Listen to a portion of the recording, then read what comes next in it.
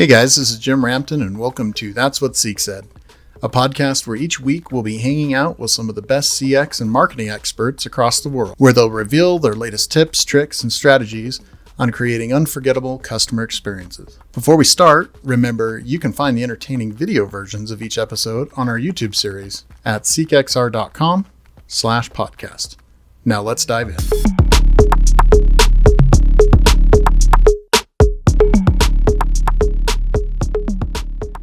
Hey everyone, thanks for tuning in. This is Jim Rampton.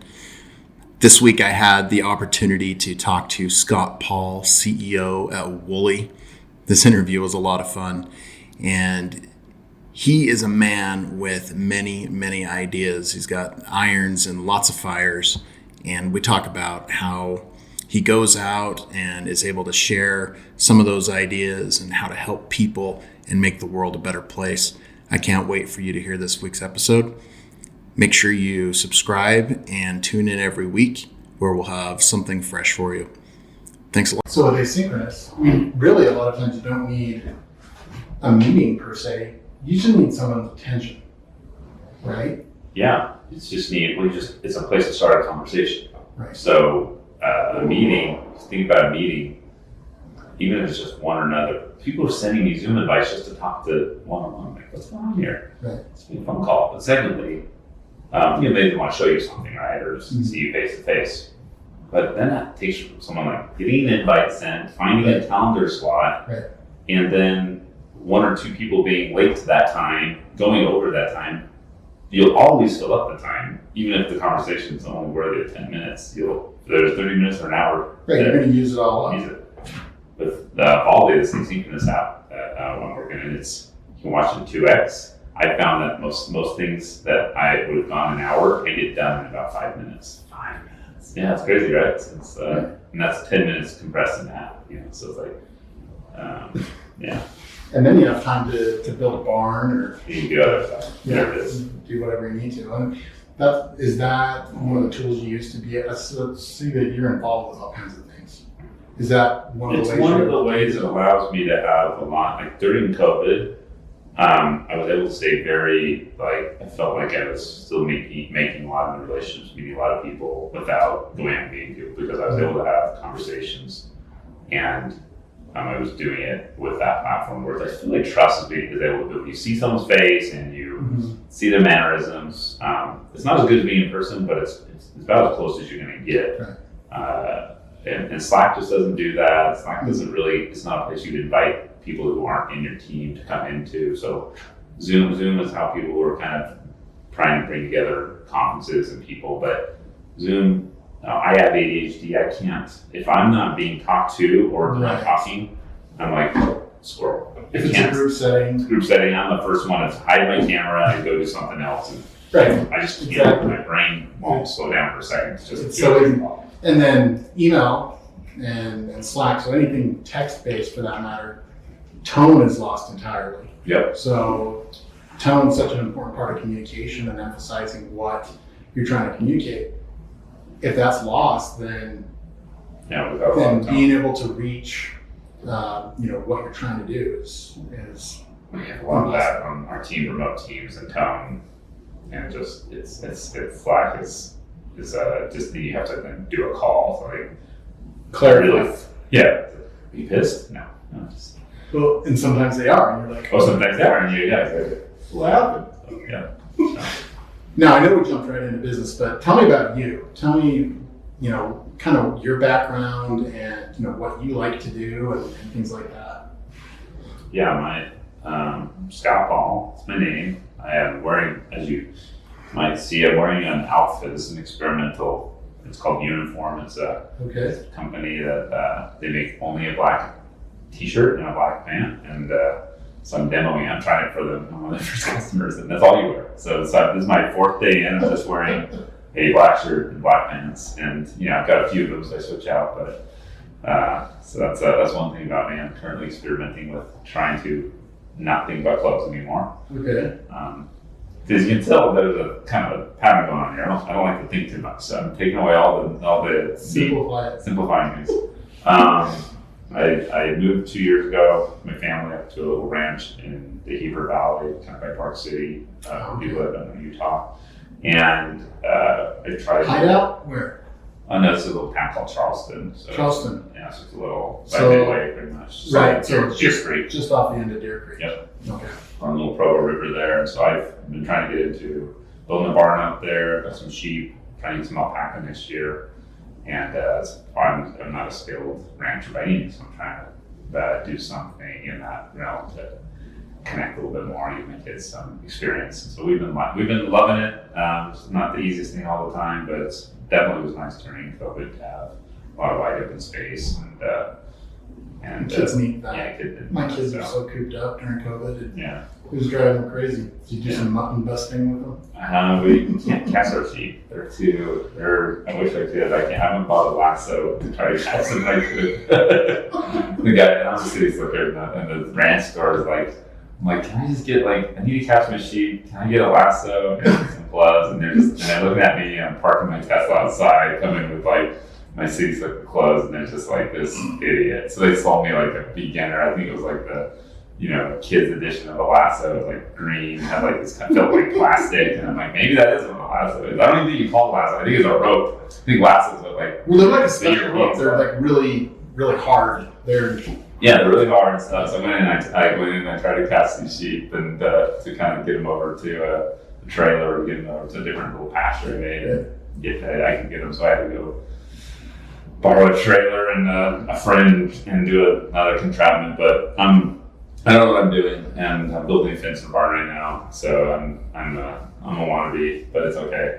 Next on the list, you need a border collie, right? We have a little dog, but I do need a border collie at this point to protect them. Yeah, to round them up.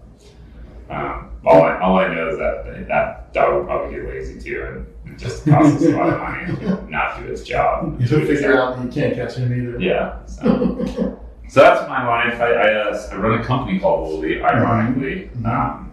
It's a software company. We're all about helping brands and customers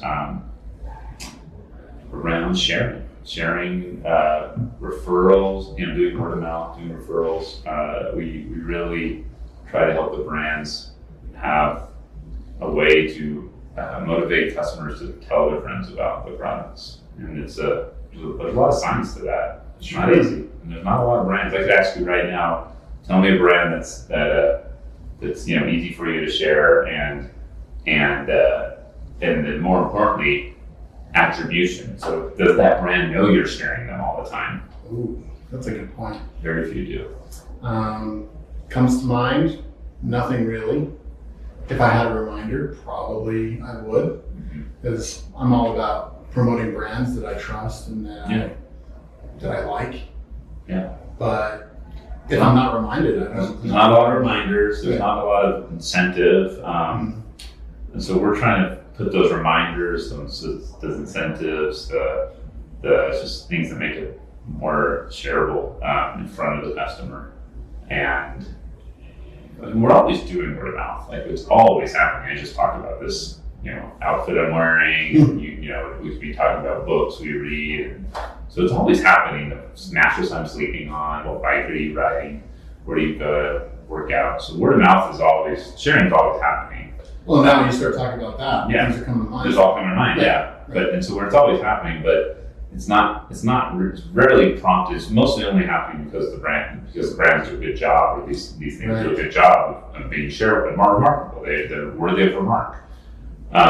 We want to help them and all brands just have more, as you kind of said, reminders to make remarks. And when someone asks you about those shoes you're wearing, it could be nice to help you complete that sell for that shoe company. Sure. Tesla did a really good job of this. Peloton did a really good job of this.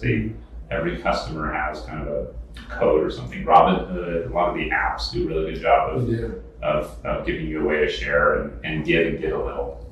So that's what Woolly's all about. That was a long tangent, but so I'm CEO of Woolly. We've been doing that for about 3 years, and then I'm a very active angel investor until about a month ago when I ran out of money. So it was an addiction. It was like gambling. For some people, they go down to the casino and they can't, they're out of money, and I've spent all mine on startups. So 45 startups in, and got some unicorns, I think, but that's what drives me, startups. Still have sheep. Still have sheep. I can eat the sheep. I have a well. I can drink the water. And I have some startups that make cool stuff. So maybe I can, let's think what one can actually, not one of them can actually makes a essential good. So there's actually education. There's one called Prend that does education. So that's kind of an essential thing, I guess. What kind of education do they do? They've created a micro school. They're a kind of like Airbnb for micro schools. So they're down in Arizona. They make it so a state that has a charter ability to do charter schools can take that funding and start homeschools essentially. So, but not a parent and kid, but like a facilitator and several kids in a home or library. So it's kind of unbundling is why I did a school.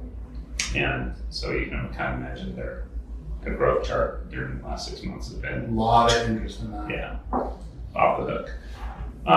Because parents don't want to put their kids in regular school because there's a lot of risk going on right now. Not to mention a lot of curriculum is, people don't agree with some of the curriculum. People don't want to teach their own kids. They're not qualified to be teachers. They have jobs. They have jobs. Yeah. That's what it is. It's kind of nesting itself right between those two options that are pretty, diamond. I mean, there's like, so you're all in, or you just send them off to this government babysitter, right? So this is kind of that blend between. It's perfect. But yeah, nothing that would feed me if the end of the world came. So mostly tech startups I've done. That I love, neighborcom. I love Neighbor. Yeah, that's a good one. I've not used Neighbor, but I browse Neighbor, and I have an RV pad on the side of my house. You should use it. I know. That's the hottest thing. That's a free money, reoccurring. Well, I have a neighbor across the street, and he has this great big boat. It's great big ski boat. Yeah. Probably 30 feet. Mm-hmm. The pad on the side of his house is not big enough, so they have to leave their gates open, all the time, and the front of the boat hangs out. And then when the season's over, he parks it in the garage and parks his nice truck in the driveway. So I'm like, come on, man. It's funny. So I need to go talk to him. But yeah. Just do an exchange. Yeah, that's one of their biggest sellers is the RV pad. And they're opening up in a bunch of states now that they weren't previously focusing on. And that's a good one. Just the phone for kids, Gab. I don't know if you've seen that one. It's called Gab, wireless. Mm-hmm. That's growing. It's like a not smartphone for kids. It's as simple as it needs to just be. a dumb phone. You get but it looks like a smartphone. So it's like a phone you get your 10-year-old. So it looks like an iPhone, but it's not. And it's just it's a good entry level phone. I have a 10-year-old. I have a 9-year-old, 10-year-old, two boys, and I'm waiting for the day where they ask me for their own phone, and I'm dreading that day. They haven't asked yet. No. Good job. Wow. Surprisingly, they haven't, but it's going to happen soon. Not when you do. I always start with Gab. It's a really light way to, because like you think about it, kids are going from nothing to an iPhone, like a supercomputer in a bucket that has access to everything in the world. And no limitations. No limitations. Most parents don't know how to do any of the limitations themselves. Right. So yeah, it's crazy what we hand to kids, and then if you've been on like a TikTok and like just watch the feed, like, are you kidding me? This is stuff parents would not let me see when I was like 16, 17. Right, not in my house. Yeah, I don't care how old you are, not in my house. So crazy. So even married, coming to visit, you're not doing that in my house. Oh no, yeah. No way. So that's what Gab's really good for. So when the time comes, Neil and I look at that. Right, your local company. All right, so let's do a little trivia here. Okay. Okay, I wasn't sure what category, so this is kind of a mixed bag. Let's see. Full sports here.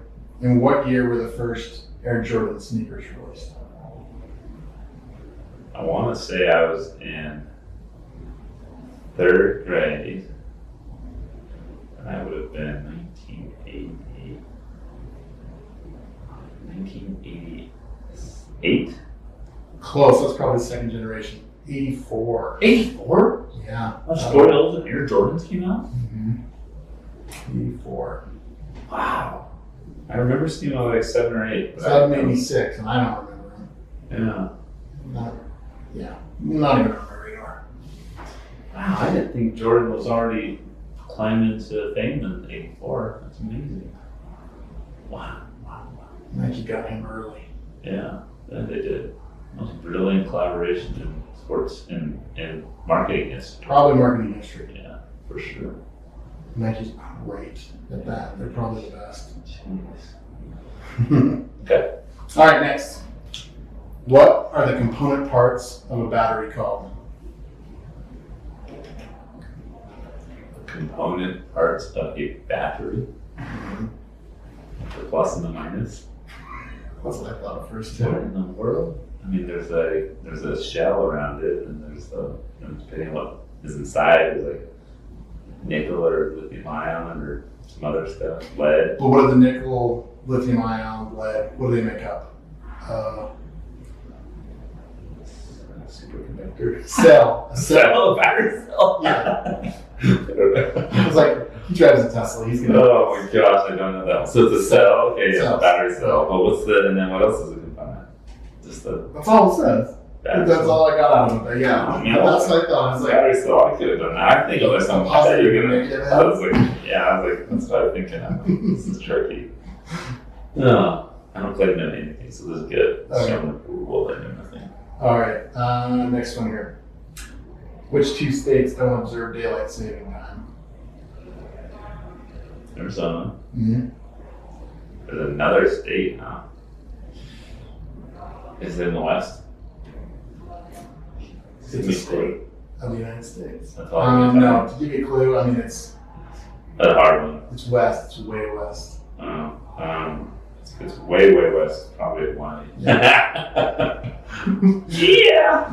It's hard to give a clue on it. So Hawaii there. Yeah, Arizona. That's weird. Which country consumes the most chocolate per capita?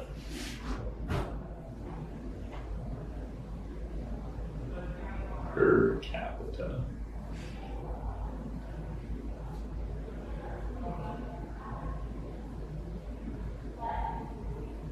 Switzerland? Bingo! You got it. Really? Switzerland. Yep, that's the one. Dang. It's just they're so healthy at the same time. I thought they'd be all about like they're not. They hold on to their gold. They hold on to their chocolate. They don't. They even hold on to their garbage. Like everything they use is recycled. Yeah, everything's crazy. So I know they make a ton, but I didn't think they would be. I thought they exported to make more gold, but maybe they eat it too. They hold on to some, I guess. They eat some of it. They hold on to their gold. They hold on to their chocolate. I love it. All right, so here's a little bit of an outdoorsy question. What kind of an animal is a burbot? A burbot? A marsupial? No, a bird? No, it's not a burbot. A burbot's going to be, I feel like it's a rodent of sorts. Okay, now here's a bonus. Maybe a hint. They're located in Utah too. It's got to be like some weird chirping burbot in the ground. It's fish. It's a fish? Yeah. Oh. So it's an invasive fish in Flaming Gorge. Oh, yeah, I've heard of it. They're like these long, skinny, ugly things, Really? but they're a cod, so they're really good to eat. Oh, so invasive, yummy But food. they grow real big. They eat everything in sight. So people want to go get those out of Flaming Gorge. Yeah. Oh man, burbot, I should know that, but I'm not. That's one thing I say. I live on a river, Blue Ribbon River. Right. Probably Walk- right there in I walk to Charleston. it, and I If you have property on the river, It's pretty pathetic, right? you need to do a little fly fishing. I know. People tell me that come teach me, and then they never show up. It's all. I'll be one of those people Yeah, Just tell you that. I'll tell you. and not show up because I even bought Costco fly rods and just sitting there on the garage, side of the garage, waiting to be used. And I got waiters, I got everything. I got the whole official get up to go out there and you fish. just don't have a guy. Just don't want to do it. Let's take care of that. Alright. All right, here we go. Automotive question. On the 71 Volkswagen Beetle, where is the water pump located? Well, I've been in one of those in California growing up. I went to Tahoe skiing from the Bay Area to Tahoe. And those things have a big motor I want to say the motor's in the back. Yeah. I'm going to say that the water pump is also going to be in the butt. Trick question. Air cooled. No water pump. No. There we go. That's the motor in the back? That big, Motor is in the back. Big old, yeah, they just like expose them. You know, they like. Yeah, you can, I mean, the way they're built, you can take the whole motor out, have it out of the car in less than 30 minutes. Okay, I don't do that anymore. Good idea. Overcomplicated cars now, but we have some really nice cars now. Autopilot. Yeah, that's true. True. How much would a 150-pound person weigh at the center of the earth? Just another dumb trick question. 0. You're right. You got it. You got the trick question.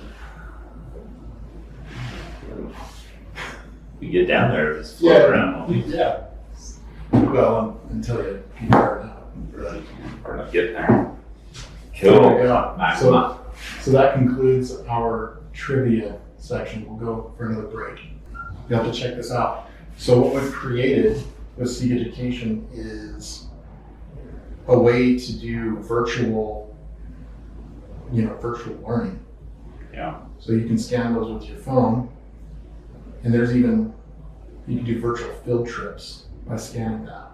Wow. It'd be great in an environment where there's remote learning involved or small groups. But imagine being able to zoom in on the human body and be able to see it inside and out. I'll have to get this to Kalen Sharp. He was the founder of Dev Mountain. Now he's running over there. He's running Brenda here in Utah, and then there's another founder down, main founder Kelly, the CEO down in Arizona. But they're agnostic for the most part to the curriculum. Like they try a lot of curriculum stuff, and this would be great. And that's something that launched.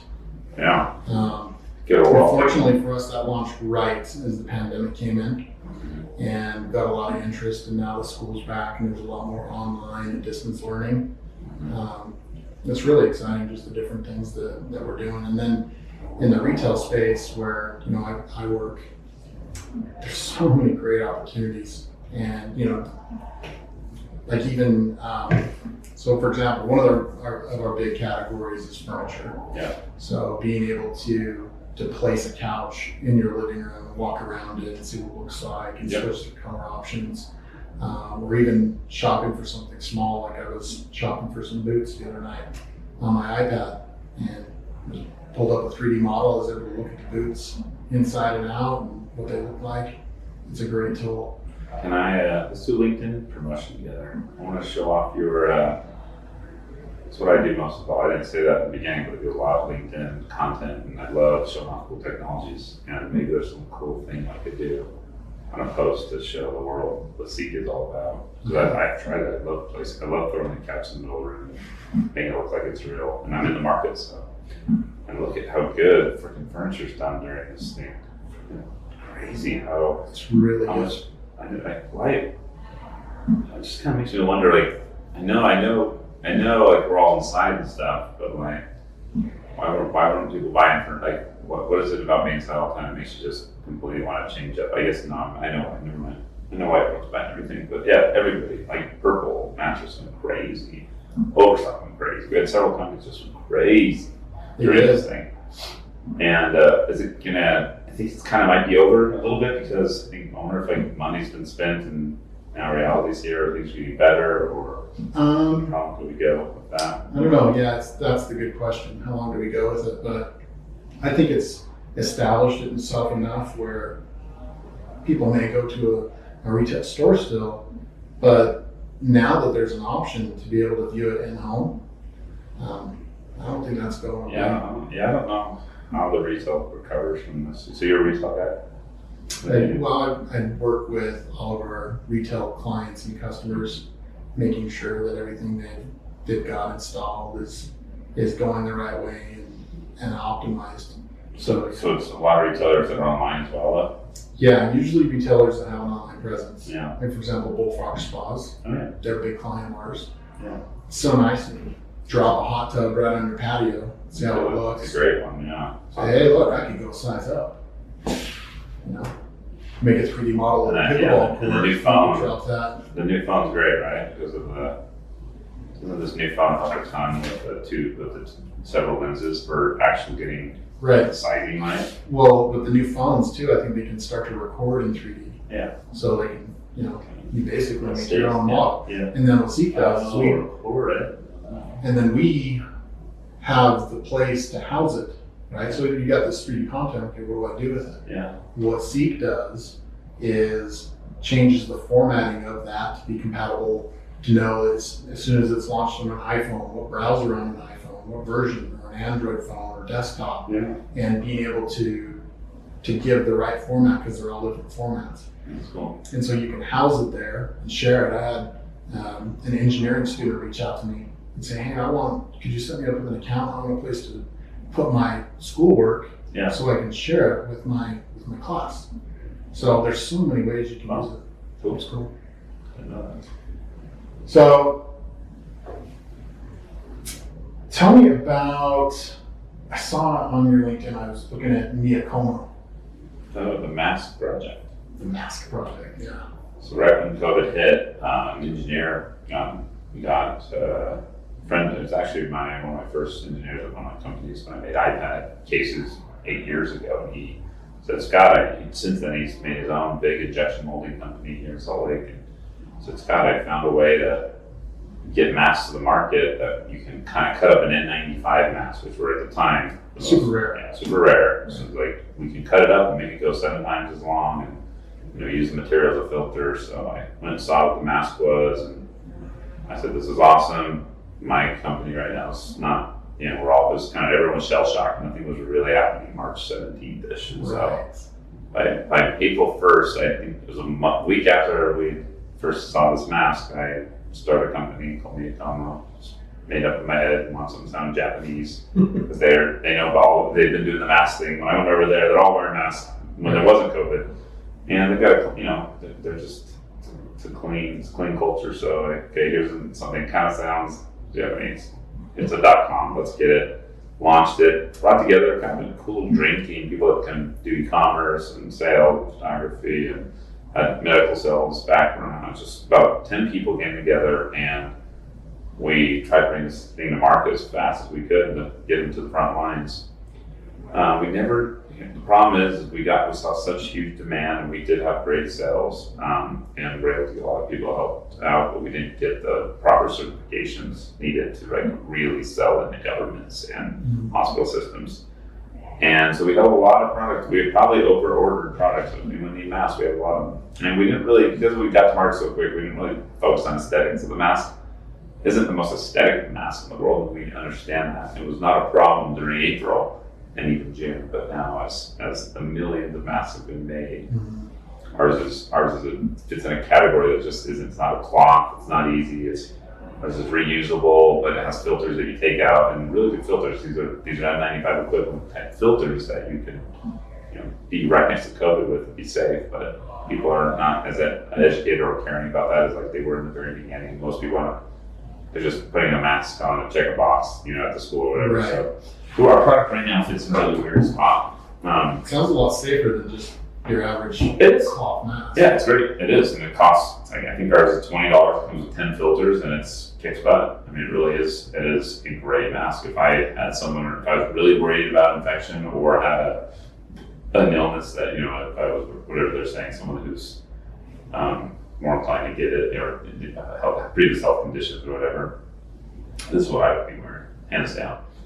But without the FDA and the NIOSH certification, we've ran some just trouble getting it sold in bulk. So what we're doing right now is, from a LinkedIn post I did, ExxonMobil reached out, and they're trying to make a mask with their polymers and all the stuff that they do.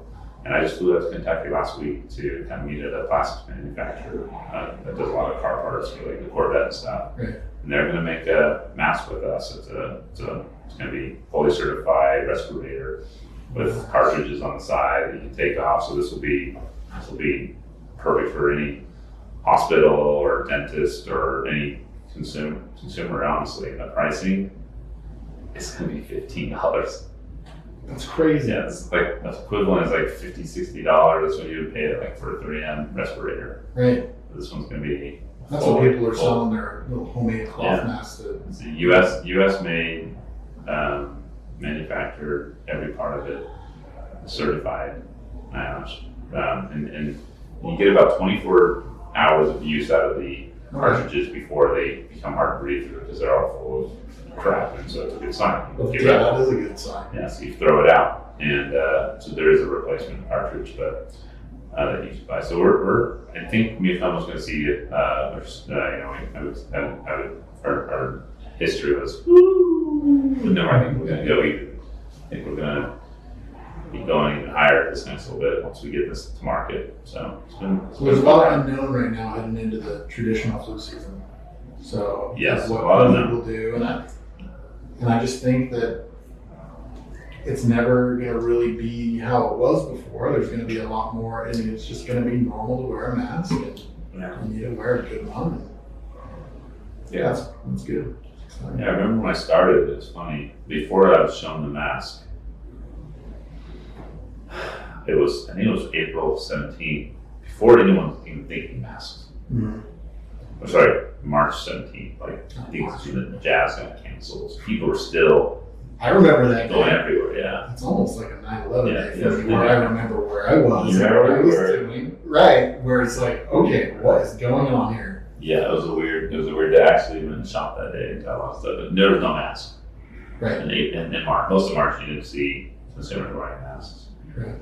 And I called my friend from Skull Candy and said, let's just start a company right now. Like these masks, I think masks are going to be here to stay after all this. I think it's just going to be more like how it is in Asia. And he's like, yeah, let's do it. And so our whole plan was to make it. And I even have an idea from when I went to Japan, coming back and making a cool mask company that was more like Stamps or Skull Candy is, just a lifestyle expression, self-expression type design. And I was going to just go for the regular mask. And so I did the day before, pretty much I got the call from my friend who made we call it Aspen Air. It's kind of respirator mask. But we were already thinking it. And so what you just said, this is funny. I remember thinking this will never be, even back then, I'm like, this is going to probably change behaviors for who knows how long. And never did I, in my wild imagination, think that back in mid-March, I was still thinking I was going to go to weddings, I was going to, things would be a little bit different, but I didn't think I'd be going Summer's going to be as normal. Yeah, but everyone got a mask everywhere. I mean, it's like the only time people don't get to wear a mask. It's not like, and we could wear masks right now. It wouldn't be awkward. It's just, but 7 months ago, it's like, you okay? You got the disease. What's going on? Yeah. But it's not normal, so new world, and so we Coma seeing a lot of that. We do sell some other products. We just launched a foot hook, so it's just a way that something you put on any public door to just I saw that. To go, I've seen that. Push pull, So love that. It's a $20 item that's really robust that could be used in a gas station, and we shouldn't use our hands anymore. And makes sense. Like I'm going to the bathroom, last thing I want to touch is that bathroom handle. Just going to the gas station this morning and went, yeah. So all people, there's all these little contraptions people are making, but the foot hook's a pretty cool one. So that's just going to launch yesterday. I think we just sent the email out. So we're still innovating and trying to figure out what are the things that are going to be needed in a post-COVID world and just kind of become standard across business and retail and just work with public and consumer residential needs. So I don't. But I do a lot. I spun that up because Woolly I cut all my pay with Woolly. I kind of let's get through this, and then I spun that up. So I was 80-20 during the heart of COVID on via Coma when we kind of got through the other side and the business started picking back up. I'm now back 95% Woolly. It's a time Woolly's just got a little more funding, and we're diving into this customer commerce. I did it very heavily, and I got to stay focused, and so that's where I'm most. Well, it's so needed right now. I mean, a lot of, especially small companies, but all companies have gotten real beat up, and so they need help. Yeah, and your best sales force is your customer base. There you go. All right, so the last segment that we do here is what we call Teach the World, right? Teach the world. So the one takeaway for our listeners to say, man, I'm really glad I listened today. What's the one thing that you would want people to know or take away from what you do or what you hope for, or what's the message you'd like to share? Jeez, gotta prep people with these ones. We might have to tap right now here. Those change over time for me, like I always have. Like when I was hot on something. So what am I hot on right now?